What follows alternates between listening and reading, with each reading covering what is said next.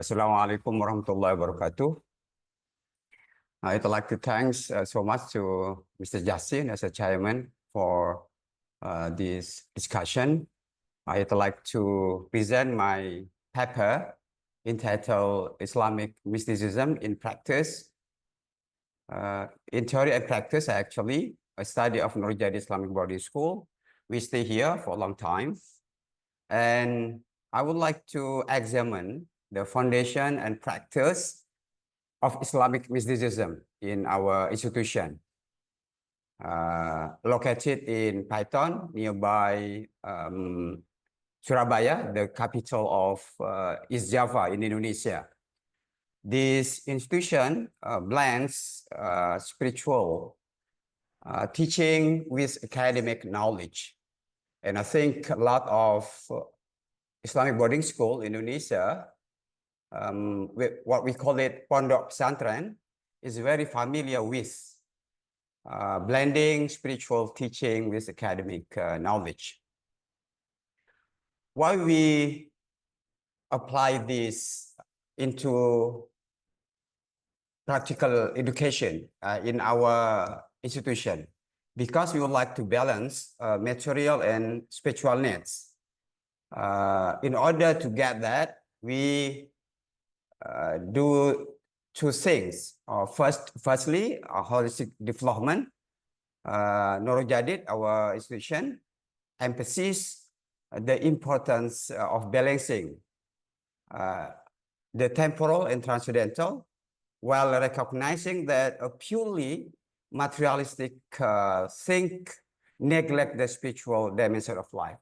It means that we don't want to pay attention to just material, but at the same time, spiritual dimension of our learners. And at the same time, we would like to transform the education. It means that our school integrate spiritual teaching with academic knowledge. For what? To aim to nurture well-rounded santri. Santri means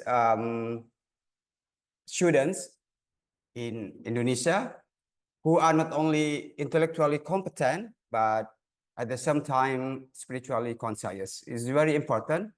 So what we do to obtain this dimension? We have a lot of activities to demonstrate how to daily practice for spiritual growth in our institution. We can mention it. First, zikr, remembrance of God. So we have a lot of activities, students in daily life engage in zikr. This is a practice that cultivate mindfulness in a peace and a deep connection with divine. And we always do this in istiwasa activities. We call it istiwasa. And in number two, muraqabah, self-reflection. This is a crucial aspect of school curriculum, encouraging students to examine their thought, action, and intention. It means that we focus on not just dhikr, at the same time how to reflect the spiritual thing into the curriculum. We have a lot of classical Islamic books here that have been read by Kiai. Kiai means Islamic leader in our institution. Look like I would like to show you. This is Minhajul Abidin. Maybe I could not show it. Bidayatul Hidayah, and a lot of Islamic classical texts. But the most important thing, finally, because the knowledge is not just a tool to inculcate ethical standpoints. It means that students must participate in ethical discourses. For what? To foster a culture of moral reasoning and promoting the values of compassion and integrity. Because we know that our Prophet said that Innama bu'istu liutammima makarim al-akhlaq.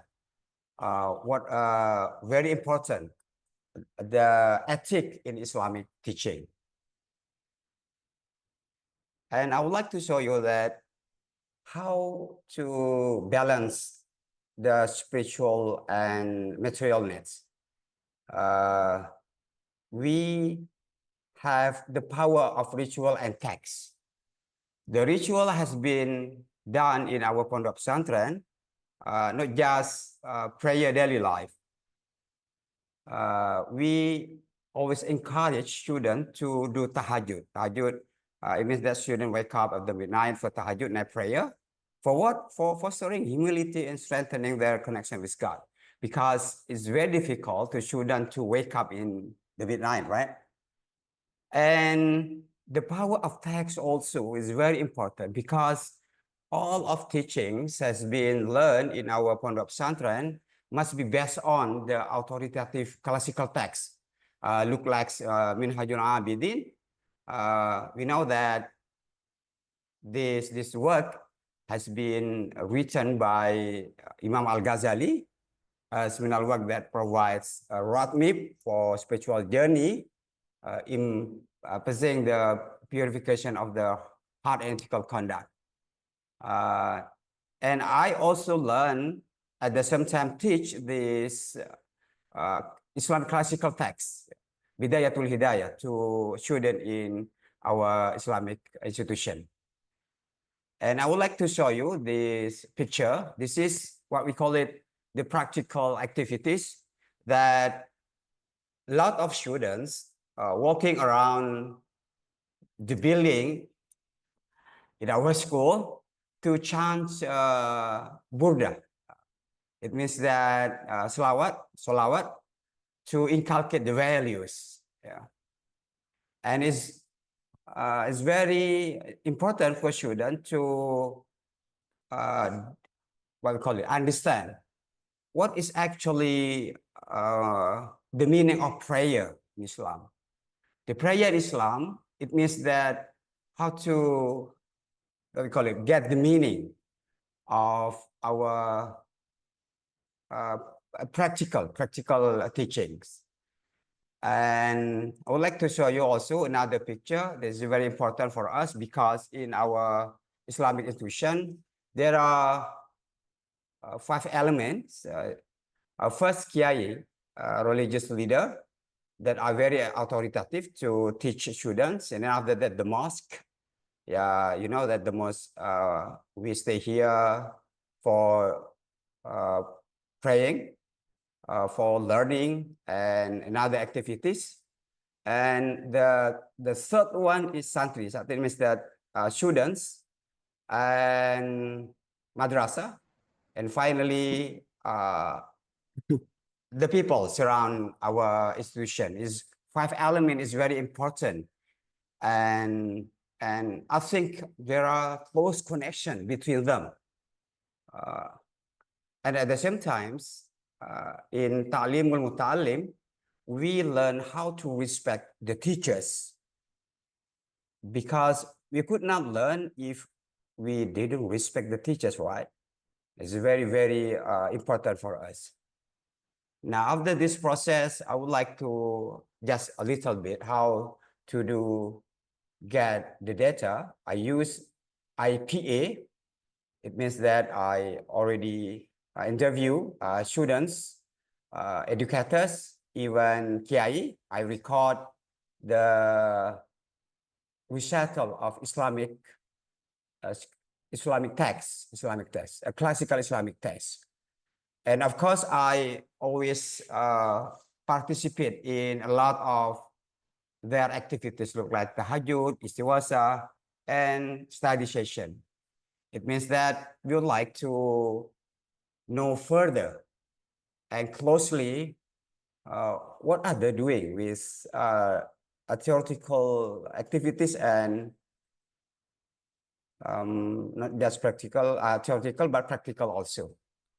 So finally, from the data, I already analyzed even this paper preliminary research.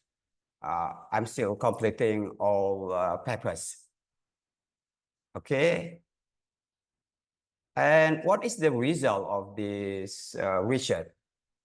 First, a spiritual benefit. So, of they learn from Islamic classical texts, they can spiritual benefit. It means that a strengthening connection with God in the peace and resilience, cultivating discipline and devotion. And I think it's very familiar with student in our institution. And the second one, moral and character development, because not just knowledge, actually, how to inculcate values, and they can practice ethical awareness. And the third one, intellectual enrichment. So at the same time, they can understand deeply of Islamic philosophy, critical thinking skill, because Al-Ghazali, I think, encourage students to think critically. And finally, and this is the end of objective, transformative personal growth. I hope this process, it will be a starting point for a student to transform themselves. Okay, and the conclusion of this, I think we have hierarchies from the below one, holistic development, intellectual enrichment, moral development, finally spiritual growth of students. Okay, and how to adapt this practice to modernity. First, contextualization is very important because you know that in the digital era, a lot of young generation always pay attention to the gadget. So we adapt the practical ritual, they can get pay attention to another perspective on of their life. And the number one, okay, already. And the second one, we would like to innovate, how to find new ways to integrate spiritual practice with a broader framework of contemporary education. Because in the era of digital, we have a lot of challenges actually, because the internet always, what we call it, catch the attention of students. It's very challenging. And finally, but not least, dialogue and collaboration. It means that we would like to cooperate with another scholars to how to blends the spiritual education and material education in our life. Okay, thank you. I would like to Mr. Chairman. Thank you.